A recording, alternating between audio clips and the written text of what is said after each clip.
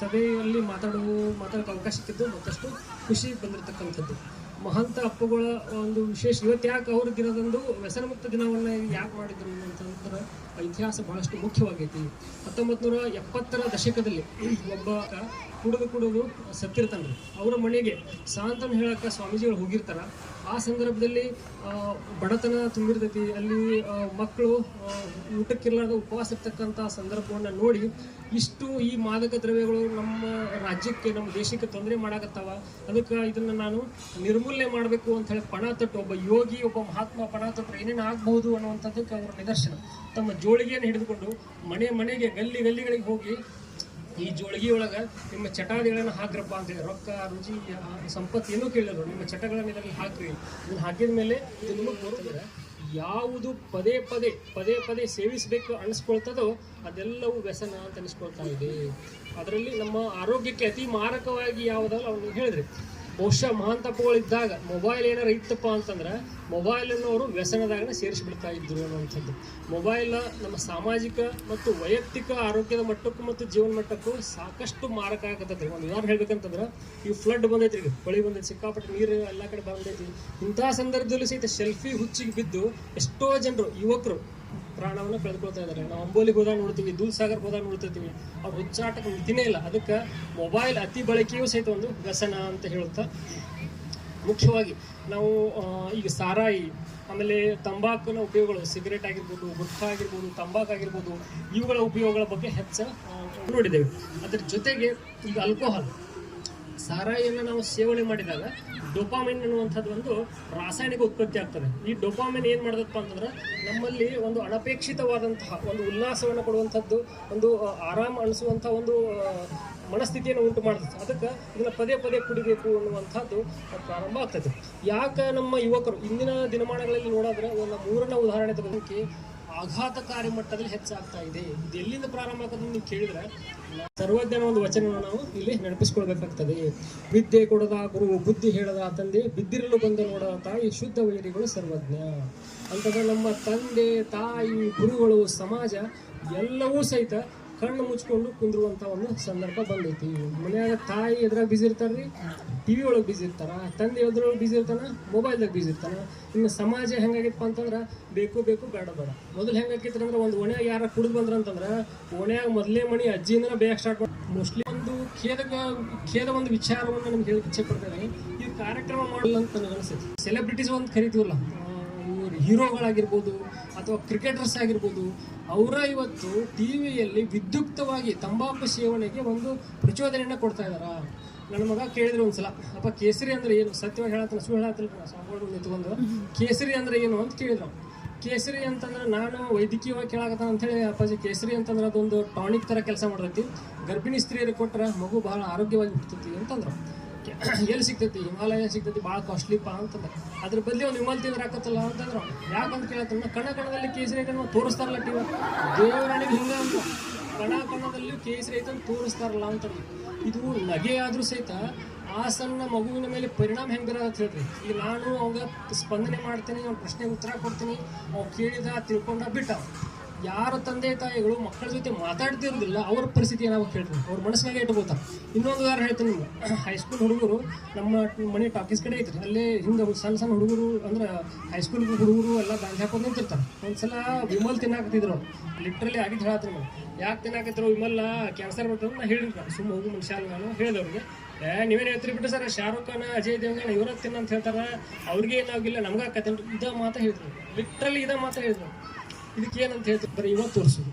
ಅದು ಬಿಡ್ರಿ, ಇವರು ನಮ್ಮ ಕನ್ನಡ ಹೀರೋಗಳು, ದೊಡ್ಡ ಹೀರೋಗಳು, ಇವರು ಸಹಿತ ಸಾರಾಯಿಗೆ ಸಂಬಂಧಪಟ್ಟಂತಹ ಹಾಡುಗಳನ್ನು ಹಾಡ್ತಾರ. ಪ್ರತಿಯೊಬ್ಬ ಯುವಕರ ಬಾಯಿಯಲ್ಲದು ಬರೋಂಗೆ ನೋಡ್ಕೋತಾರ. ಗೊತ್ತಾಯ್ತು ನಿಮಗೆ? ಖಾಲಿ ಕ್ವಾರ್ಟರ್ ಬಾಟಲ್ ಇವೆಲ್ಲ ಕೇಳಿದ್ವಿ.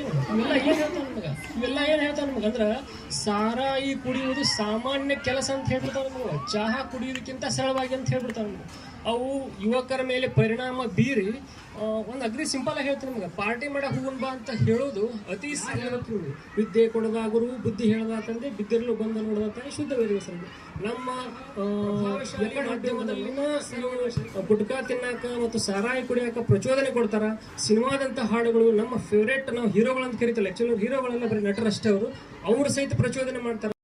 ಇಂತಹ ನಟರು ಒಂದು ವೇಳೆ ನಮ್ಮ ಆದರ್ಶವಾದರೆ ಅವರು ಚಲನಚಿತ್ರದಲ್ಲಿ ಮಾಡ್ತಕ್ಕಂಥ ಗುಣಗಳನ್ನೇ ನಾವು ಸಹಿತ ಪಾಲಿಸುವುದರ ಮುಖಾಂತರ ಹಲವಾರು ದುಶ್ಚಟಕ್ಕೆ ಬಲಿಯಾಗ್ತಕ್ಕಂಥ ಸಂದರ್ಭ ಜಾಸ್ತಿ ಇದೆ.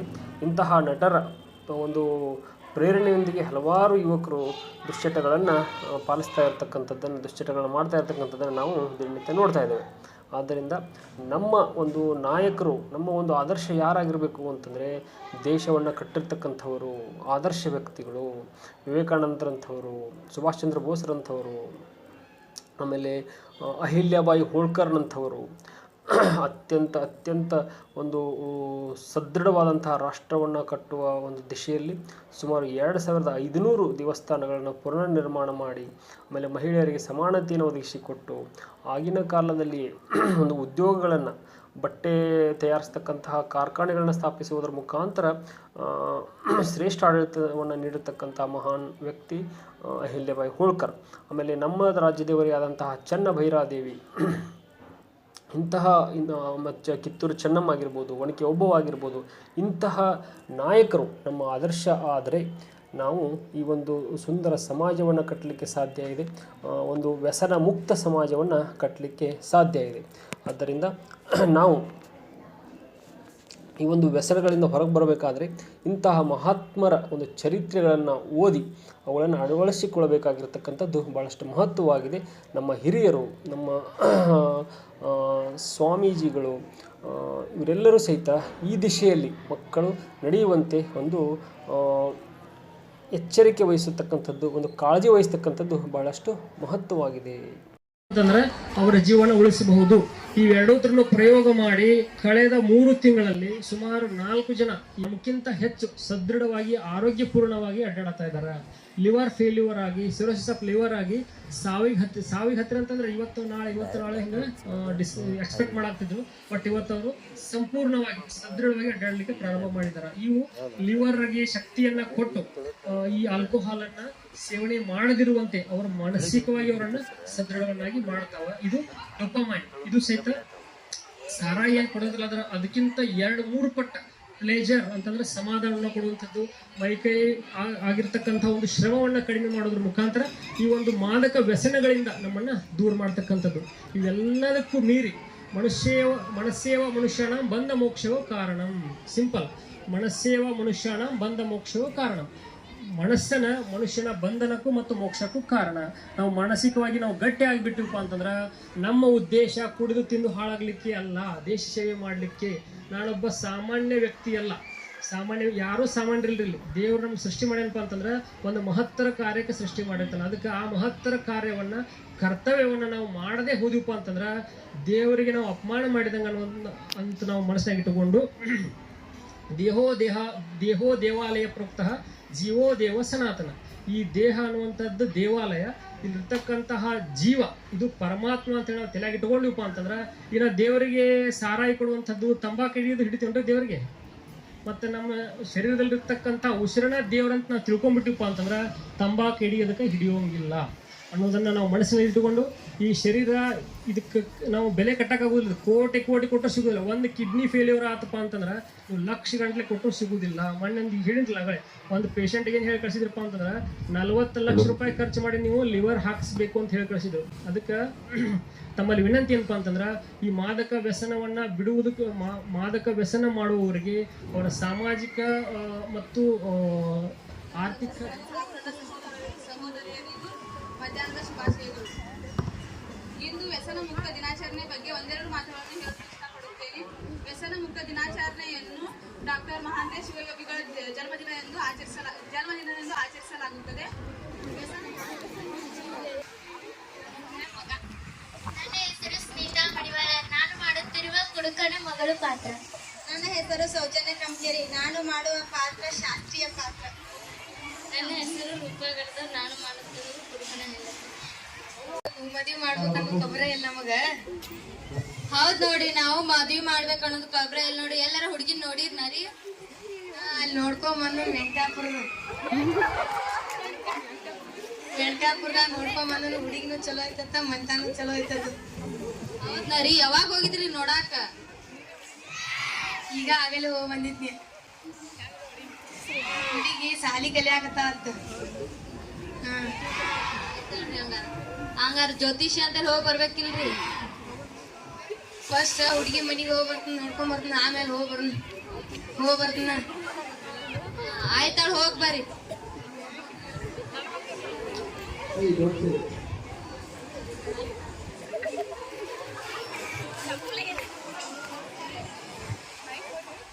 ಆರಾಮದಿರಿ? ನಾವು ನಿಮ್ಮ ವರ ಐತಲ್ರಿ? ಅದನ್ನ ಸಾಲಿ ಕಲಿಯಾಕತ್ತಾಳ್ರಿ. ಹೌದನ್ರಿ? ಎಲ್ಲಾ ದಗದಾಗಿದ ಮಾಡ್ತಾರಿಲ್ರಿ? ಏನೇನ್ ಮಾಡ್ತಾರ್ರಿ? ಎಲ್ಲ ಅಡಿಗೆ ಎಲ್ಲ ಮಾಡ್ತಾರ್ರಿ. ಹುಡುಗ ಪೊಲೀಸ್ ಅದಾನ್ರಿ? ಕುಡಿಯಂಗಿಲ್ಲಲ್ರಿ? ಮತ್ತ ಏನು ಕುಡಿ ಚಟ ಏನು ಇಲ್ರಿ ಅವಂಗ? ಆಯ್ತಾಡ್ರಿ, ದಿವ್ಸ ಕೇಳ್ಕೊಂಬರ್ರಿ. ಕೇಳ್ಕೊಂಬಂದ್ ಹೇಳ್ತೀವಿ, ಮದ್ವೆ ಆಕಿನಪ್ಪ. ಈಗ ಕುಡ್ಕೋತ ಅಡ್ಡಾಡಕತ್ರ ನಿಂಗ್ ನಾಳೆ ಹೆಣ್ಣು ಯಾರು ಕೊಡಂಗಿಲ್ಲ. ಈಗ ಸುಳ್ಳು ಹೇಳಿ ಮದ್ವಿ ಮಾಡೋದ್ ಮಾಡ್ಕೊ.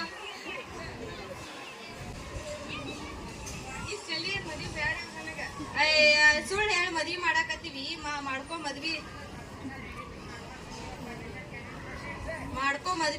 ಸುಳ್ಳು ಹೇಳಿ ಮಾಡಾಕತ್ತೀವಿ. ನಾಳೆ ವರ ಆತಿ ಯಾವ ಸಿಗಂಗಿಲ್ಲ. ಸತ್ಕಮಯ ತಮಸೋಮ ಜ್ಯೋತಿರ್ಗಮಯ ಮೃತ್ಯೋರ್ಮಾಮೃತಂ ಗಮಯ.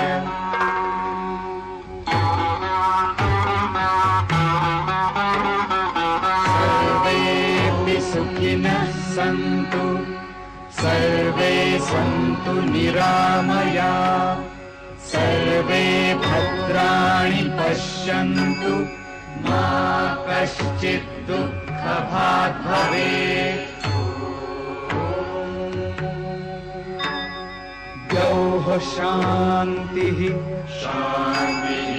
अन्तरिक्ष शान्तिः पृथिवी शान्तिः आपः शान्तिः ओषधयः शान्तिः वनस्पतयः शान्तिः.